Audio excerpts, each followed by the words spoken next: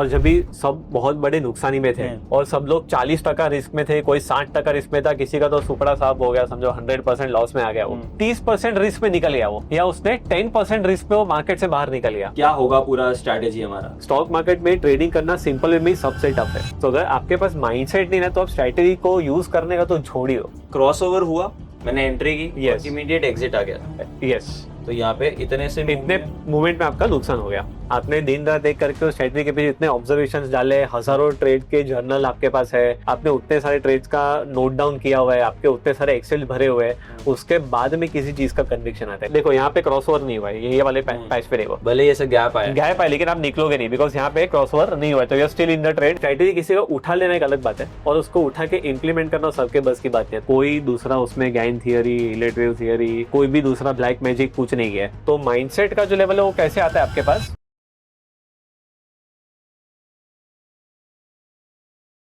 Hi everyone. तो आज के इस वीडियो में हम बहुत इंटरेस्टिंग कॉन्सेप्ट लेके आए हैं आप सभी के लिए।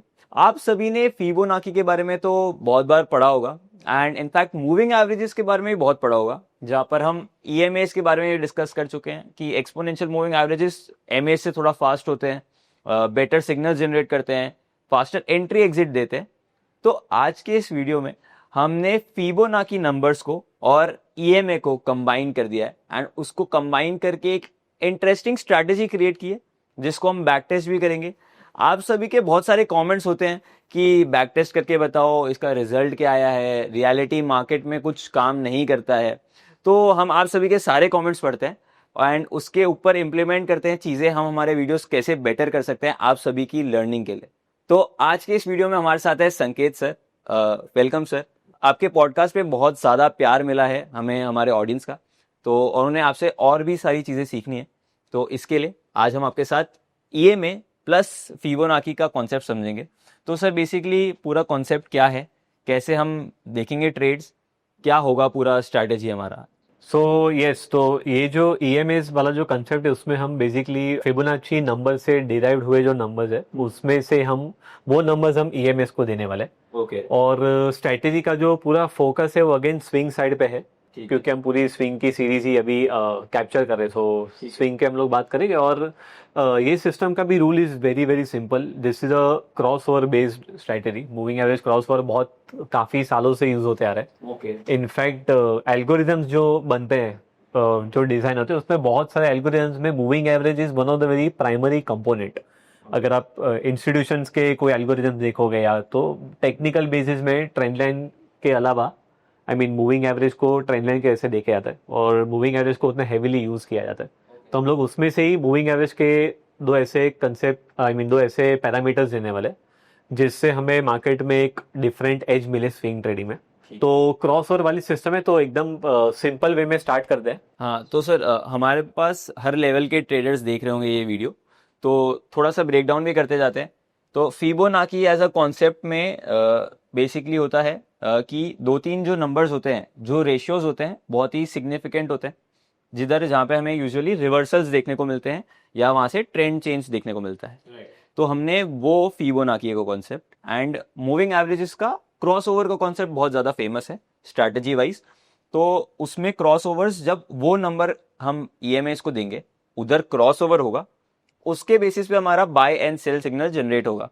करेक्ट? अगर मैं सही बोलूं तो परफेक्ट। और इसमें जो फोकस है हमारा, अगेन मैंने आपको जैसे लास्ट टाइम बताया था, इंडेक्स स्पेसिफिक ज्यादा फोकस है।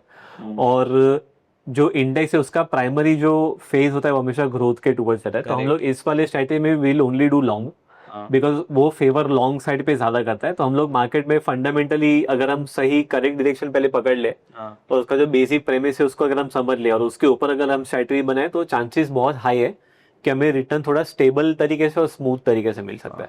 और एक बहुत फेमस कहावत भी है कि निफ्टी और इंसान दोनों को ऊपर ही जाना है। आज वही कॉन्सेप्ट को लेके हम ये स्ट्रैटेजी सीखते हैं। ठीक है, तो सर हम कॉन्सेप्ट समझ गए, तो धीरे धीरे अब सब कुछ अप्लाई करते जाते हैं। हमें सबसे पहले ईएमए लगेगा। यस, हमें सिर्फ ईएमए लगेगा। हाँ। So again very very basic strategy, and उसमें हमें वैल्यूज ऐड करनी है बस। बेसिक्स में यस वैल्यूज ऐड करने, तो हम ईएमएस को ऐड करते हैं। ठीक है। 2 ईएमएस हमें प्लॉट करनी है। अभी इसकी आप वैल्यू चेंज कीजिए, इसको आप 89 कीजिए। 89 is a Fibonacci number. Okay. And 89 के अलावा हम एक और मूविंग एवरेज इसमें यूज करेंगे। इसका कलर आप चेंज करके थोड़ी सी थिकनेस भी ऐड कर सकते हैं।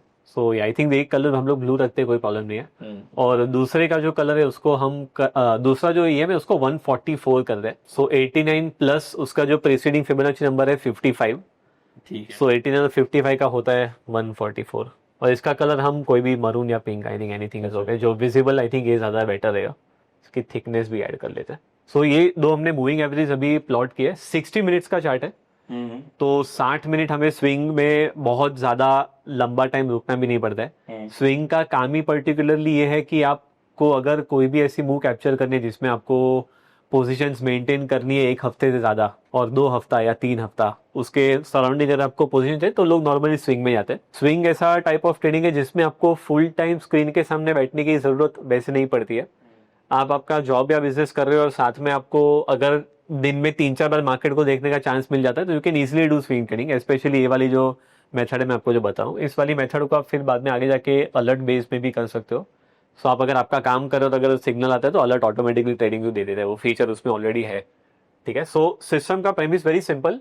जब भी आपकी मूविंग एवरेज जो है 89 की मूविंग एवरेज अगर 144 को क्रॉस करती है ऊपर के साइड, ये क्रॉस ओवर होता है, वो क्रॉस ओवर के टाइम पे बेसिकली वो स्ट्रेटेजी एंट्री मारती है। तो क्रॉस ओवर बेसिकली जब भी छोटी EMA है 89 की EMA जब भी 144 के ऊपर जाती है, तो उसका मीनिंग ये होता है कि short term moving average is crossing over the long term moving average. छोटी मूविंग एवरेज जब भी क्रॉस करती है तो वो उसका मतलब ये कि शॉर्ट टर्म में बुलिशनेस है, मार्केट ट्रेंड पकड़ रहा है। तो ये क्रॉस ओवर से हमें पता चलता है कि ट्रेंड इनिशिएट हो गया और वो हमें बेसिकली एंट्री सिग्नल देता है कि बाई करना है। हम लोग सिर्फ लॉन्ग ओनली करने वाले हैं इसमें। तो जैसे ही मूविंग एवरेज का क्रॉस ओवर होता है ना, हमारे लिए ना प्राइस का देखना उतना इंपॉर्टेंट नहीं है फैक्टर, बिकॉज अगर भाव नहीं भी है तो मूविंग एवरेज का वैसे भी देख सकते हो। Even if I hide the price, so let's say अगर मैंने यहाँ पे प्राइस को हाइड कर दिया, ठीक है, हमें भाव दिख भी नहीं रहा है। हाँ, तो पहली बार हम बिना प्राइस देखे, राइट, बिना प्राइस देखे। तो अगर आप प्राइस के बिना भी देखोगे तो you have a good entry over year. और जब भी आपकी ये एवरेज जो है, समझो फ्यूचर में अगर वो 144 के नीचे क्रॉस ओवर करती है 89, तो वो पॉइंट पे आपका बेसिकली एग्जिट सिग्नल जनरेट हो जाएगा, whether it is in profit और whether it is in loss, we have to take an exit. Okay, तो जब भी इसके ऊपर है तभी हमारे लिए बुलिश सिग्नल है, और जब ये रिवर्स में क्रॉस करेगा तो हमारे लिए बेसिकली एग्जिट सिग्नल है। We are not going to short sell, हम लोगों ने अभी डिस्कस किया उसे। ठीक है, तो अभी हम लोग एक एंटर एक एग्जिट के सिग्नल को पहले सिस्टम से देख लेते हैं। सो यहाँ पे अगर हमारी एंट्री हुई है तो यहाँ पे ट्रेंड कॉन्स्टेंटली चल रहा है, यहाँ पे भी ट्रेंड अभी भी ऊपर है, तो आपको कुछ करना नहीं है, आपको खाली बस उसको चलते रहने देना है। स्विंग जब तक मोमेंटम में तब तक कुछ नहीं करना, यहाँ पे भी कुछ नहीं करना है, यहाँ पे भी कुछ नहीं करना है। फाइनली यहाँ पे अगर आप देखो तो this is where the exit comes. तो जब भी मूविंग एवरेज क्रॉस ओवर हो जाता है, वो टाइम पे आपको बता रहे कि भाई जो मोमेंटम जो स्विंग था उसको जितना खेलना था खेल लिया, now it is out of the motion and that is where we exit. Next time जब भी अगर हम लोग को फिर से क्रॉस ओवर मिलता है तो वो टाइम पे हम लोग एंट्री करेंगे। इस स्ट्रैटेजी में इसके बाहर कुछ भी नहीं है। Okay, that's just strategy. Like बहुत सिंपल होता है तो भी कभी कभार सफोकेशन होता है कि इतना सिंपल क्यों है स्ट्रैटेजी। क्या पैसा कमाना इतना आसान है? Exactly. So now I will show you some ऐसे भी एवरेज दिखा दो जहाँ पे कोई हमारे एंट्री के सिग्नल यहाँ पे हुए रहेंगे। अभी मैं प्राइस को अगर आप वहाँ पे एक बार फिर से अनहाइड कर दे, तो यहाँ पे हम लोग ने प्राइस के साथ अभी देखते हैं इसको, किसी भी एक पर्टिकुलर एंट्री को, और ऐसा सिग्नल देखते हैं जहाँ पे पैसा नहीं बना हो या डिफिकल्ट सिचुएशन आई हो। सो अभी हम ये वाले सिग्नल को देखते हैं। So we have a cross over right at this spot. Cross over जब भी हुआ तो क्रॉस जैसे ही EMA क्रॉस करेगा, जहां पे भी कैंडल स्टिक प्राइस देगा वहां पे वो बाय कर लेगा। ठीक, क्रॉस होते ही जैसे क्लोज हो गई कैंडल, नेक्स्ट कैंडल में वो बाय कर लेगा, बिकॉज मूविंग एवरेज फ्रीज हो गई क्लोज होने के बाद में। Now it can't repaint, it can't change. तो अभी समझो आपने मान लो कि आपने यहाँ पे खरीदा होता, आपने इतना सारा प्रॉफिट देखा है, और उतना सारा प्रॉफिट देखने के बाद जब भी प्राइस नीचे गया और यहाँ पे क्रॉस ओवर कंप्लीट होता, आपने यहाँ का लिया हुआ यहाँ पे बेचा है। ओके, तो छोटे लॉस में आपने बेचा है, बट तो इतनी सारी अपॉर्चुनिटी आके गई। सो जब भी आप इसको अगर स्टैंड अलोन पर्सपेक्टिव से इसको देखते हो, तो आपको लगता है इतना सारा मूव चला गया था, काश में इतने में बुक कर लूं क्या प्रॉफिट, या तो हम लोगों को नॉर्मली होता है कि कभी प्रॉफिट बुक करूं कभी रुक गया होता तो, और हम लोग कोई रूल को डिफाइन नहीं कर पाते। And when we are not able to define it becomes very difficult. ये चीज हम लोग ने पॉडकास्ट में डिस्कस की थी मैंने, कि अगर आप ट्रेड करो you have to trade like machine. बिल्कुल। ओके, तो मशीन को कोई इमोशन नहीं होता, खाली सिस्टम के रूल्स को फॉलो करता है। सो that is the primary component, and if you just follow the rules of the system तो क्या रिजल्ट आ सकते हैं उसके ऊपर हम लोग अभी फोकस डालेंगे। तो बाई के सिग्नल और एग्जिट के सिग्नल हमारे सामने है। अभी जब भी एग्जिट हो गया तो यहाँ पे let's say if I am not doing anything because average is नीचे, मैंने एग्जिट ले लिया, मुझे नेक्स्ट एंट्री कभी लेनी है जब भी ये क्रॉसओवर हो जाएगा तभी। So let's say if I bought on crossover यहाँ पे, और अगर फिर से प्राइस जाएगा फिर से मैं एग्जिट करूंगा, now I am still waiting. But sir जैसे हमारा ये हुआ कि क्रॉसओवर हुआ, मैंने एंट्री की और Yes. इमीडिएट एग्जिट आ गया, तो यहाँ पे इतने से मूवमेंट में आपका नुकसान हो गया, करेक्ट, तो ठीक है, हम लॉस ले पर रहे हाँ यस लॉस ले लिया, पर उसने आपको फिर बाद में इतने ड्रॉडाउन इससे से बचा भी दिया। हाँ बचना भी बहुत जरूरी है। फिर उसने आपको क्रॉसओवर दिया है और फिर बाद में, so this is basic it will, देखो यहाँ पे क्रॉसओवर नहीं हुआ है, ये वाले पैच पे रहेगा, भले ही ऐसा गैप आया गैप है लेकिन आप निकलोगे नहीं, बिकॉज यहाँ पे क्रॉसओवर नहीं हुआ है, तो you are still in the trade, you are still in the trade, you are still in the trade, still in the trade, still in the trade, still in the trade, finally you get out here. Correct understood. So basically that is the whole thought process. अभी हमें इसको system में check करके देखना है कि अगर हम लोग ये स्ट्रैटेजी को अगर 2009 से ट्रेड करते हैं, जहां से डेटा है 60 मिनट्स का, तो और अगर हम लोग वो टाइम से स्विंग ट्रेडिंग कर रहे होते हैं, despite of these gap ups gap down, इतने सारे न्यूज, इतने सारे व्हाट्सएप पे मैसेज, ये हो जाएगा वो हो जाएगा, मिसाइल इधर फूट जाएगी, ये कंट्री का वॉर हो जाएगा, जितना भी सब चीज हमारे सामने डेटा में है, उस सबको अगर हम डेटा में कंपाइल कर ले और हम लोग उसको आंख बंद करके मशीन के जैसे अगर ट्रेड करते, सीएनबीसी या कोई भी अगर इसमें कुछ न्यूज नहीं देख रहा हूँ, बिकॉज न्यूज से इमोशन चेंज हो जाता है। करेक्ट, अगर आपका कोई करीबी दोस्त आपको बोल देगा कि मेरे पास ऐसी इन्फॉर्मेशन है, तो आप बायस हो जाओगे, राइट। हाँ। तो बायस वाला जो फैक्टर है वो ज्यादा आता है ट्रेडिंग में, और पूरी की पूरी गेम ही इमोशन बेस्ड है। So now let's go and back test this. तो हम इस दोनों EMA को खाली हम हाइड करते हैं एक बार, इसे भी हाइड करते हैं, यस, और उसके ऊपर जो ये वाली सेंटर वाली है उसको हम स्टार्ट करते हैं। सो दोनों EMA हमारे सामने अभी है।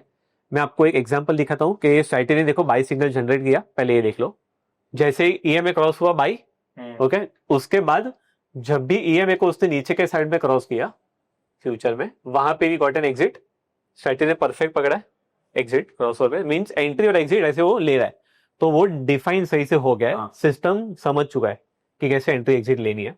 अभी हम इसको पीछे के डेटा में जाके चेक करते हैं कि लेट्स से अगर हम लोग ने 2009 से इसको टेस्ट किया होता तो हमारा क्या रिजल्ट आया होता। अभी जो हमारे सामने डेटा है, अगेन इसको इक्विटी का बोलते हैं बाय द वे, और ये जो है हमारा प्रॉफिटेबिलिटी हमें दिखा था। मैं ड्रॉडाउन को एक सेकंड के लिए खाली बंद करता हूँ। तो ये जो ग्रीन कलर की जो लाइन है ना, वो हमें दिखा रही है कि हमारा प्रॉफिट कैसे आ रहा है। तो ये लेट्स से आपके बैंक अकाउंट में पैसा जमा होते जा रहे हैं, उसका बेसिक चार्ट है। और इसमें मैंने जो अभी अमाउंट डाली है वो बैंक निफ्टी का जो पैसा है, लेट्स से बैंक निफ्टी की वैल्यू अभी लेट्स से 20 लाख की है फॉर एग्जाम्पल, मैंने इसमें 10 लाख डाला हुआ है अभी, तो 10 लाख रुपए अगर मेरे जेब में, मैं पूरे 10 लाख डिप्लॉय करता हूँ, ठीक है, और मैं हर एक ट्रेड में वही सेम अमाउंट डिप्लॉय करते जा रहा हूँ और पूरा पैसा चुका रहा हूँ, तो वो स्ट्रैटेजी ने लास्ट 15 ईयर्स में ऑलमोस्ट उसने 260% रिटर्न जनरेट किया है। तो अगर आप उसको अभी डिवाइड करो तो आई थिंक रफली अराउंड आपको 17% के आसपास फिगर आना चाहिए आपका। ठीक है।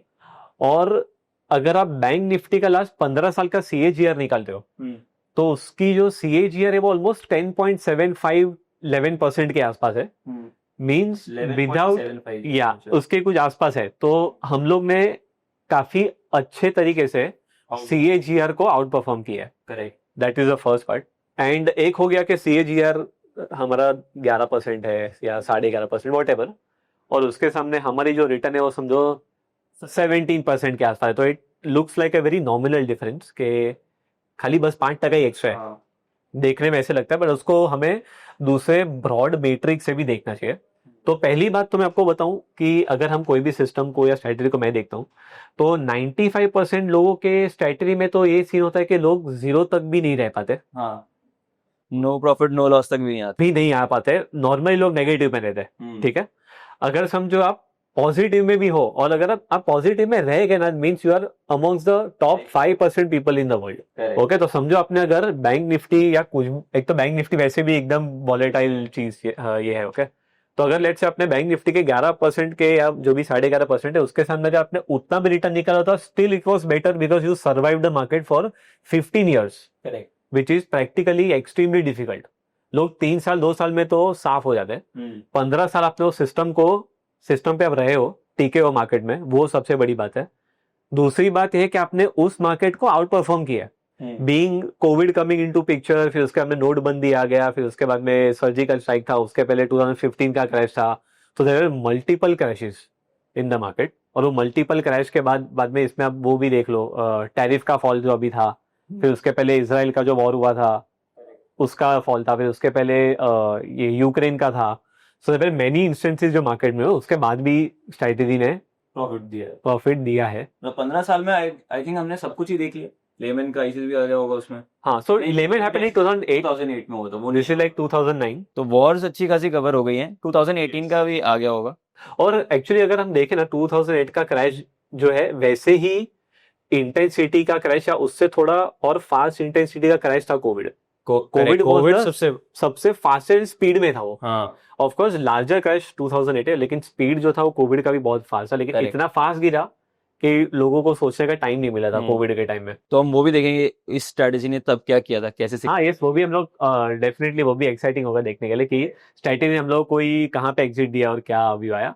प्राइस एक्शन के नाम पे सबसे बड़ा मिथ ये है कि लोग सोचते हैं कि 3-4 कैंडलस्टिक पैटर्न्स याद कर लिए और प्राइस एक्शन के एक्सपर्ट बन गए। ये पैटर्न्स पहचानने के बाद भी लॉसेस होते हैं, क्योंकि असली प्राइस एक्शन सिर्फ पैटर्न्स नहीं है, मार्केट स्ट्रक्चर, वॉल्यूम और इंस्टीट्यूशनल एक्टिविटी का मिला जुला एनालिसिस है, और ये 90% ट्रेडर्स मिस कर देते हैं। मैं अपसर्च पे एक powerful price action swing trading course लेके आया हूँ जो आपको सिखाएगा कैसे इंस्टीट्यूशनल ट्रेडर्स की तरह प्राइस एक्शन और ट्रेंड लाइन को यूज करना है, मार्केट स्ट्रक्चर्स और ट्रेंड लाइन के हेल्प से क्लीन एंट्रीज कैसे प्लान करनी है, और ब्रेकआउट और फेकआउट को आइडेंटिफाई करना भी। अगर आप भी आपकी ट्रेडिंग में डेप्थ और क्लैरिटी लाना चाहते हो तो ये कोर्स आपका नेक्स्ट स्टेप बन सकता है। तो आज ही इस कोर्स में एनरोल करें और प्रॉफिटेबल ट्रेडर बने। एंड अनदर इम्पोर्टेंट डाउन सिर्फ 11% है। हमने कोविड के टाइम पे ड्रॉ डाउन 40-50% तो देखा ही था इंडाइसेस में। यस, तो अभी इसमें एग्जैक्टली तो मैं जब भी हम लोग ये जो ट्रेडिंग वाला जो एरिया है या जो इतने भी हमारे फ्रेंड्स होते हैं या जो हमारे कलीग्स होते हैं, तो नॉर्मली जब भी हम लोग जैसे रूटीन में डिस्कस करते हैं फैमिली में, लाइक अरे रिटर्न खाली उतना ही है, अरे इससे तो खाली रिटर्न 20% ही दिया, उसमें हम लोग प्रोफेशनली हम लोग ये देखते हैं कि रिटर्न कितने रिस्क के सामने उससे जनरेट किया है।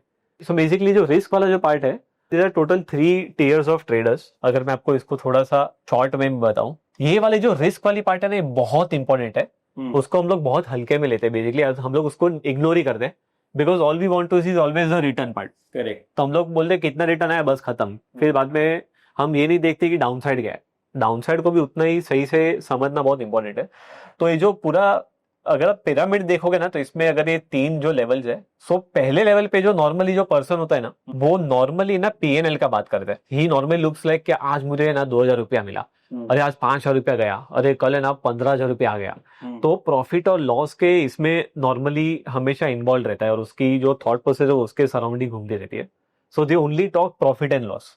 वो अगर टाइप का जो बंदा, तो they are normally at tier 1 of the pyramid.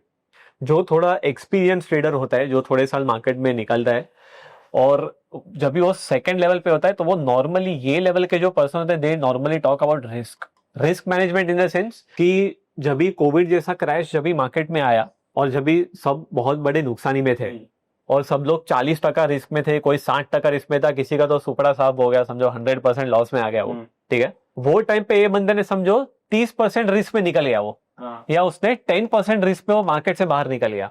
तो how was he able to manage the risk? वो जो कंपोनेंट है ना, वो एक्चुअली में एक ट्रेडर को पूछना चाहिए, या इन्वेस्टर को, किसी भी म्यूचुअल फंड वाले को, या फिर किसी को पोर्टफोलियो मैनेजमेंट के लिए देता है। This is the question that you should ask कि जब भी मार्केट नीचे गिरता है तो मेरा कैपिटल का प्रोटेक्शन कैसे मेंटेन होता है।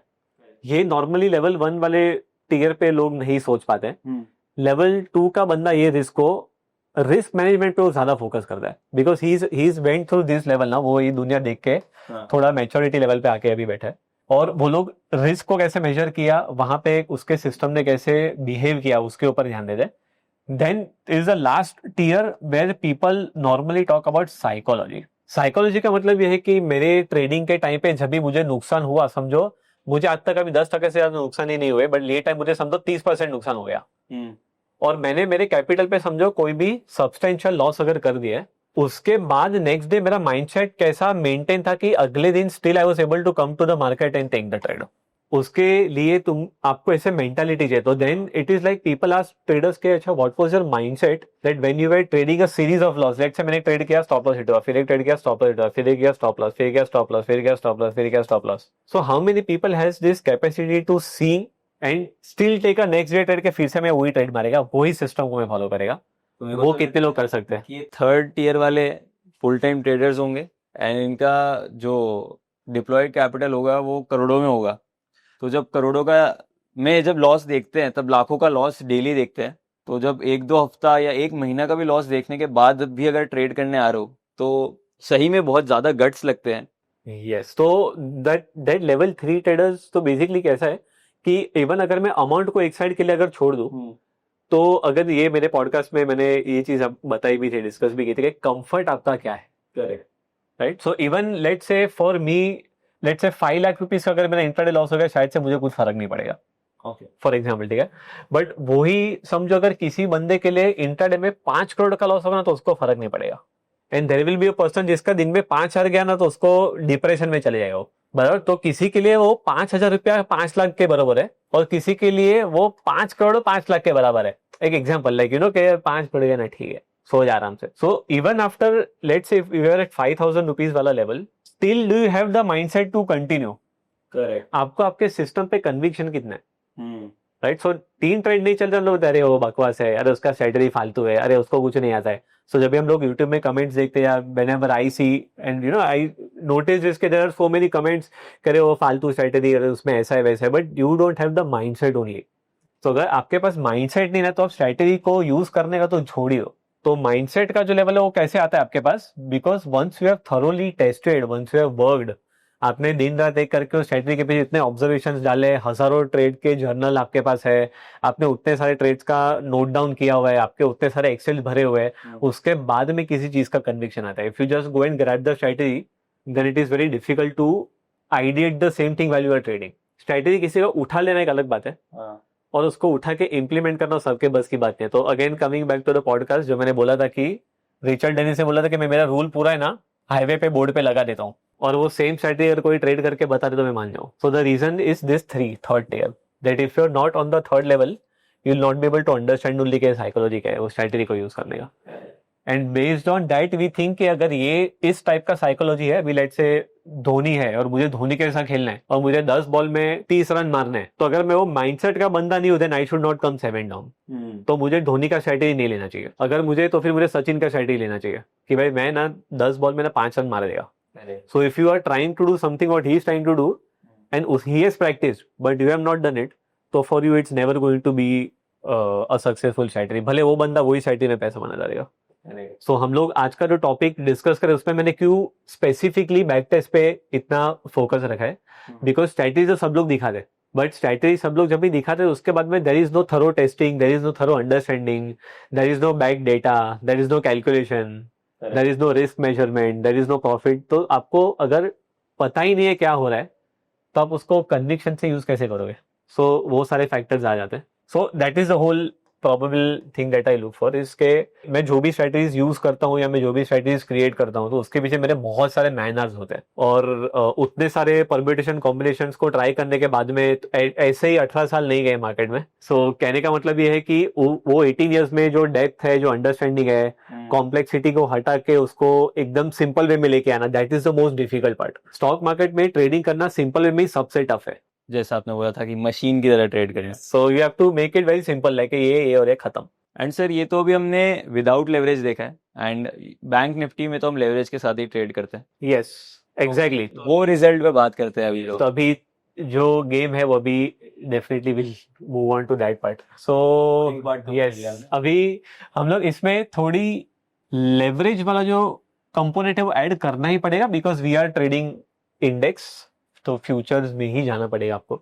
और इसको हम यहाँ पे कैपिटल को चेंज कर, मैंने 10 लाख डाला हुआ है, जब मैंने इसको चेंज करके यहाँ पे हम लोग ने 2.5 लाख का मार्जिन जो हमें लगेगा हमने वो इसमें ऐड कर दिया। करेक्ट। हमारा ऑर्डर का साइज जो 2.5 लाख का नहीं रहेगा, उसकी साइज बड़ी है because this is a leverage instrument. Correct.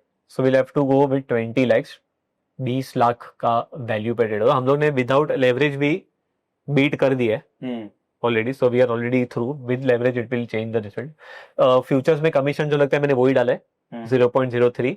0.03 for buy and sell both. Actually में मैंने इसमें 0.03 बाई का अलग डाला है और सेल का ही अलग कैलकुलेट करता है, इट इज 6 पैसा।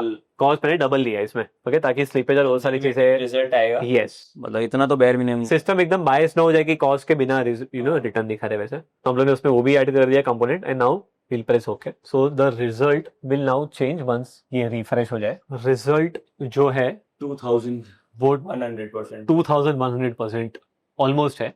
अभी मैं आपको समझा दूं इसको रिजल्ट को कैसे स्टडी करना है, क्योंकि मैक्सिमम ड्रॉडाउन का भी अमाउंट चेंज हो रहेगा और अभी इसमें आपको मैं इफेक्ट समझा दो क्या है। सो फर्स्ट ऑफ ऑल अगर आप देखोगे तो प्रॉफिटेबिलिटी इज गुड 50%। अगर कोई ट्रेंड फॉलोइंग सिस्टम हो गया काइंड ऑफ स्विंग के बेस पे, लेकिन ट्रेंड पकड़ रहे हैं वो। करेक्ट। और profit factor is also good, means मेरे टोटल ट्रेड्स का जो प्रॉफिटेबल ट्रेड्स का जो टोटल है वो मेरे लॉस के ट्रेड्स के टोटल से ऑलमोस्ट 4 गुना बढ़ा है, मीन्स 1:4 है काइंड ऑफ। ठीक है। और यहाँ पे हमें मार्जिन जो लगा है वो 2.5 लाख का लगा है। उसके ऊपर ये जो मैक्सिमम ड्रॉडाउन वाला अमाउंट है वो ऐसा एक अमाउंट है जो आपको अगेन M2M को भरने के लिए यूज करना पड़ेगा। तो सिस्टम में एक ऐसा टाइम आया है जहां पे कोई बड़ा क्रैश हुआ है, 3.5 लाख रुपए तक का मैक्सिमम लॉस हुआ है। ओके, तो ये 3.5 लाख का जो लॉस है, अगर समझो हम लोग उसको हमारे मार्जिन के साथ में कंबाइन कर ले, तो हमारा 2.5 लाख का मार्जिन है, उसके ऊपर हमें 3.5 लाख का ड्रॉडाउन है, तो 3.5 लाख के ऊपर हम लोग को 2.5 लाख ऐड करने हैं। So it is almost 6 lakhs, almost 6 lakh के आसपास हुआ। और 6 लाख का जो अमाउंट है, उस 6 लाख के अमाउंट का हमारा 15 ईयर्स में हुआ है ऑलमोस्ट 52 lakhs। तो लॉस का भी अमाउंट मैंने पकड़ लिया, प्लस मैंने मार्जिन का भी अमाउंट पकड़ लिया। और अगर आप 6 लाख के ऊपर अगर 52 lakhs को पकड़ो तो डेट विल ऑलमोस्ट 88% जैसा पकड़ सकते हैं, 85 से 80। रफली अराउंड उसके आसपास। तो उतना रिजल्ट मैक्सिमाइज हो गया। ओके, अभी इसमें भी जैसे हम लोग डिस्कस करें कि ये जो ड्रॉडाउन का जो अमाउंट है वो अमाउंट ऐसा है जो आपको रोज यूज में नहीं आने वाला है। ठीक है, क्योंकि ये जो अमाउंट है वो आपका सेफ्टी कैपिटल नेट में कहीं पे पड़ा रहेगा, जिसपे वो लिक्विड बीस पे आप कहीं पे भी उसको इंटरेस्ट पे रख सकते हो। तो वो पैसा इंटरेस्ट बना रहा है, जब भी जरूरत पड़ी तभी आपने उसको मार्जिन के तौर पे दे दिया। जैसे आपका पैसा रिकवर हो गया, आपने फिर से पैसा उठा के आपके एफडी में या वॉट एवर अपने लिक्विड बीस में उसको रख दिया, काइंड ऑफ एफडी ओनली। दूसरा फैक्टर इसमें ये है कि अगर आपने जब से ट्रेडिंग चालू किया और आप ऑलरेडी 3.5 लाख प्लस में आ गए हो, पहले अगर आप देखोगे इनिशियल ट्रेड्स में ही बन गया 12 लाख रुपए, तो अगर इनिशियल ट्रेड में आपका 12 लाख रुपया बन चुका है वहां पे, तो आपका मार्जिन का अमाउंट और आपका जो लॉस का जो मैक्सिमम ड्रॉडाउन का अमाउंट है वो दोनों पहले थोड़े टाइम में ही वैसे भी निकल गया था, फ्री हो ही गया, अब प्रॉफिट पे। एग्जैक्टली, ऑलरेडी फ्री था वो। तो वो तो आपने पूरा का पूरा पैसा वैसे भी सेफ्टी नेट में डाल दिया, अभी आपका पैसा वैसे लगा ही नहीं है और आपका जो प्रॉफिट का पैसा है वही कमा रहा है। तो वो टर्म में देखे तो इट इज अगेन बेनिफिशियल। अगर मैं मैक्सिमम ड्रॉडाउन का अमाउंट कमा के समझो साइड में रख देता हूँ, मार्जिन को रखता हूँ एज इट इज, तो मार्जिन के ऊपर उसने 2000% रिटर्न जनरेट किया है। सिंपल स्ट्रेटेजी, मूविंग एवरेज का खाली क्रॉस ओवर है और कोई दूसरा उसमें गैन थियरी, इलेट वेव थियरी, कोई भी दूसरा ब्लैक मैजिक कुछ नहीं है। ठीक है, एकदम सीधा साधा सिस्टम है। बिल्कुल। और लॉन्ग करना है इसमें, अगर आप शॉर्ट नहीं जा रहे हो, खाली लॉन्ग कर रहे हो, फिर भी if you see the system is behaving very smooth. Correct, क्योंकि मतलब अगर हम इसमें शॉर्ट्स ऐड करना चाहें तो हमें करने चाहिए या नहीं करने चाहिए? सो आपको शॉर्ट्स अगर ऐड करना तो आप कर सकते हो, but it will need some different filtering also, because मैंने आपको जैसे बताया कि जो बैंक निफ्टी या इंडेक्स है उसका मेजर जो कंपोनेंट है, it's always focus on the long side, growth side. तो अगर आप ग्रोथ साइड पे ज्यादा फोकस कर रहे हो, तो अगर आप इतने साल में बैंक निफ्टी देखोगे तो बैंक निफ्टी कहाँ कहाँ पहुंच गया, तो आपको वो मूव कैप्चर करने में ज्यादा इंटरेस्ट होना चाहिए। बस जब भी थोड़ा बहुत मार्केट नीचे आता है वो वाले मूव को पकड़ने से अच्छा उसको आप अगर अवॉइड कर दो तो that is much better. Now if you want to see, मैं आपको एक एग्जांपल दिखाता हूँ। लेट्स सी कोविड के टाइम पे, अभी आपने मुझे पूछा था थोड़े टाइम पहले क्योंकि सर कोविड में क्या बिहेवियर था। एफएनओ वाले इंस्ट्रूमेंट्स में लोग हेजिंग का सबसे ज्यादा प्रेफर करते हैं, क्योंकि कोई सडन इवेंट आ गया तो तब क्या होगा।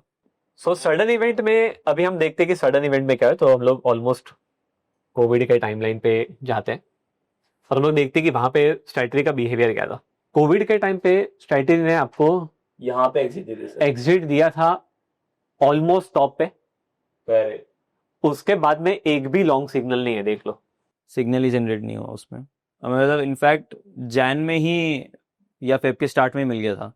तो इतना बड़ा फॉल आपने अवॉइड किया। अभी ये जो मैं आपको रिस्क वाला पैरामीटर समझा रहा था ना, ये टाइम पे म्यूचुअल फंड के जो अकाउंट थे वो सारे 60%, 50%, 40%, 70% माइनस में थे। बिल्कुल। और वो टाइम में अपना पोर्टफोलियो मैक्सिमम खाली 11% ही नीचे रहा।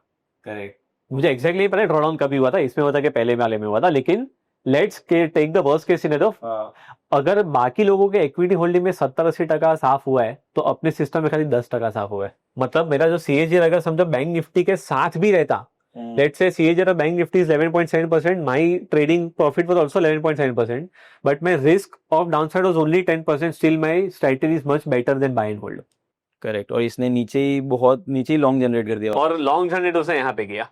सो पूरा का पूरा फॉल भी अवॉइड हो गया। जब भी मार्केट रेडी था चलने के लिए तभी रेडी हुआ, तो आप जब भी ट्रेंड में तभी बैठ जाओ शांति से, लॉन्ग में उसको परफॉर्म करने दो और जब भी आपको एग्जिट मिले तभी आप एग्जिट लेना। सो थोड़े बहुत आपको एंट्री एग्जिट से आएंगे, उसमें ना नहीं है, you will get this entry and exit, but overall जो दिन आपको एक प्राइमरीली एक ट्रेंड मिल गया, अभी ये वाले ट्रेड को देखो, और जबकि ये सिर्फ 1 आवर के चार्ट पे, मतलब 1 आवर में भी नहीं देने आपका, वही 1 आवर में भी इतने कम सिग्नल्स जनरेट हो रहे हैं, तो एक तरीके से ओवर ट्रेडिंग अपने आप अवॉइड हो गई है। यस एग्जैक्टली, और और आप कॉस्ट भी कम। कॉस्ट बचा रहे हो, टैक्सेस बचा रहे हो, और आप काम भी एकदम आराम से कर रहे हो, और आप निफ्टी को बीट कर रहे हो। सी सबसे इंपॉर्टेंट चीज है कि मैं मेरा बिजनेस, जॉब, स्टडीज, अगर मैं कॉलेज में तो वो तो मैं कर रहा हूँ, और साथ में मुझे अगर एक लॉन्ग का सिग्नल मिल रहा है, ट्रेडिंग में अलर्ट आ गया कि भाई इसका क्रॉस हो रहा है, बाय कर लो, मैं बाय करके बैठ गया बस, और मुझे फिर दूसरे अलर्ट के लिए मोबाइल में वेट करना है, आपको स्क्रीन देखने का भी जरूरत नहीं है।